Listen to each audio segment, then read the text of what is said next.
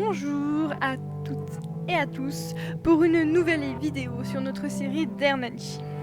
La dernière fois, si vous le rappelez, si vous regardez aussi dans l'ordre, nous avions fait la vidéo sur le personnage d'Hernani.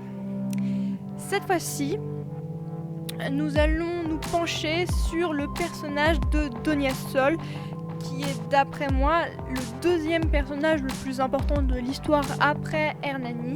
Et c'est pour ça que je le fais dans ce sens-là, mais bien entendu, vous n'êtes pas obligé d'être d'accord avec moi. Vous pouvez avoir votre propre opinion. Alors, dans un premier temps, Donia Sol, on va dire que le personnage de Donia Sol est le seul personnage féminin. C'est le seul personnage féminin dans le sens où c'est la seule à influer sur l'histoire. On rappelle d'ailleurs l'un des sous-titres envisagés par Hugo, Tres para una, una étant le dénominatif pour évoquer Donia Sol. Bien entendu, Donia Josefa, l'autre femme qu'il y a dans l'histoire, n'influe en rien sur l'histoire. C'est pour ça que elle n'est pas importante. Alors, Donia Sol est au centre d'un triangle infernal. Ce triangle est composé de son oncle, Don Ruy Gomez, du roi, Don Carlos, et bien entendu d'Hernani, son amant. Mais ce n'est pas bien entendu qu'une histoire de cœur. En effet, elle est destinée à Don Ruy Gomez par le roi, alors d'abord par le père de Don Carlos, puis par Don Carlos, si mes souvenirs sont bons. N'hésitez pas à me dire si je fais des erreurs. Seulement, il y a un problème. Ah oui, ça peut pas être aussi simple que ça. Don Carlos finit par s'éprendre d'elle et est prêt à tout pour la voir, y compris finir dans un placard à balai, comme dans le premier acte, pour savoir qui est son adversaire, qui est son rival. Mais Donia Sol, elle, l'élu de son cœur, c'est Hernani. Et ça, c'est une constante durant toute la pièce.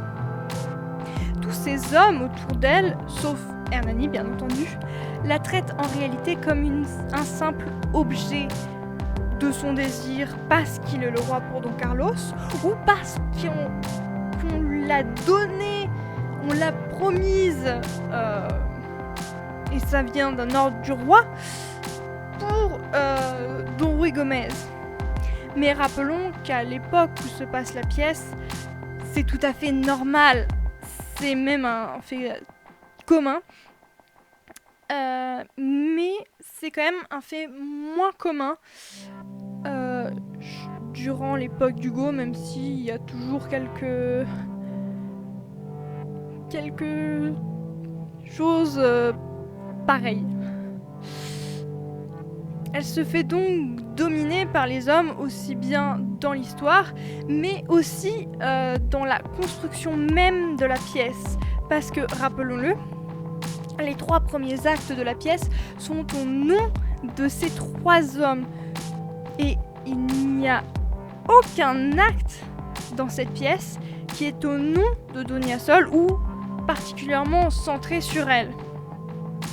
Elle, c'est comme une trame principale durant toute la pièce. Et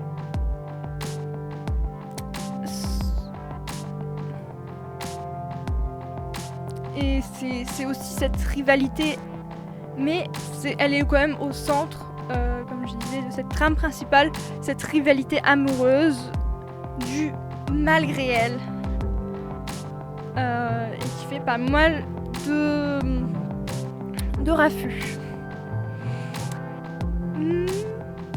Mais Donia Sol, ce qu'elle veut, c'est la liberté. Sa liberté. Pour se libérer de ces hommes qui la traitent comme un objet, son oncle et son roi, et ne plus être sous leur joug, leur autorité, mais aussi, bien entendu, pour être avec Hernani. Pour être avec l'homme qu'elle aime, Elle est prête à tous les sacrifices, même vivre en paria avec lui dans les montagnes. On finit d'ailleurs par se rendre compte que dans leur couple, c'est elle qui a le plus de courage et de détermination. À de nombreuses reprises, elle reprend Hernani qui lui dit qu'elle serait mieux avec son oncle parce qu'elle aura toutes ses richesses et tout ça. Mais elle lui rappelle que c'est avec lui, Hernani, qu'elle veut vivre, et peu importe dans quelles conditions.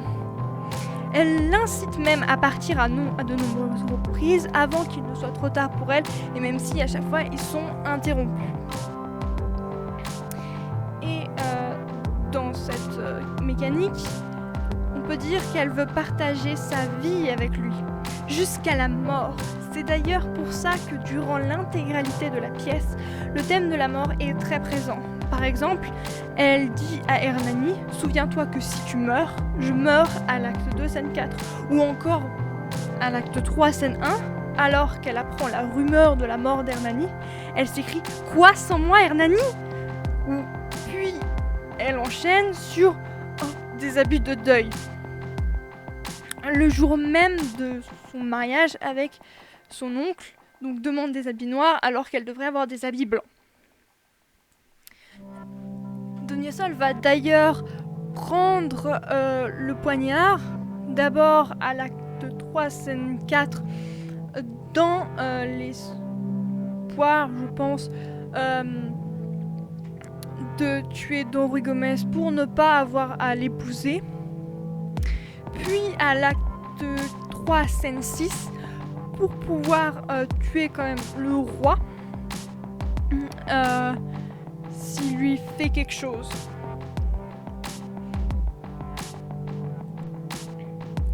Mais le plus important, c'est à l'acte 5. Le moment où elle montre toute sa force qu'elle a en elle. En effet, elle boit en première, devrais-je dire, le poison, disant « Tu ne m'aurais ainsi pas laissé ma part », car elle sait très bien qu'Hernani ne l'aurait jamais laissé mourir avec lui. De plus, elle accompagne Hernani, elle le calme dans la mort, alors qu'elle souffre, et va jusqu'à attendre qu'il soit mort pour mourir à son tour. Ainsi, elle peut rester avec lui, et cela même dans la mort. Ils ne seront donc ainsi jamais séparés. Et c'est dans cette force qu'Hugo se démarque des autres écrivains de son temps, des autres dramaturges de son temps, parce qu'il montre vraiment cette image de femme forte, prête à tout pour avoir ce qu'elle veut, chose peu répandue à cette époque, et un peu visionnaire quand même de la part d'Hugo. Et cette image de femme forte va d'ailleurs souvent revenir dans son œuvre, par exemple dans Les Misérables, bien entendu, mais aussi dans d'autres de ses œuvres. Cette représentation de la femme n'est peut-être pas encore ce qu'on pourrait appeler du féminisme, je ne peux même pas appeler ça comme ça, mais cela montre quand même un changement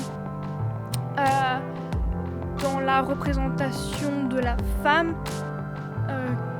qui essaie d'instaurer Hugo par ce personnage de Donyasol qui casse avec tout ce qu'on a pu avoir jusqu'à présent. Eh bien, je vous dis merci d'avoir regardé. On se dit à une prochaine fois pour le personnage de Don Carlos.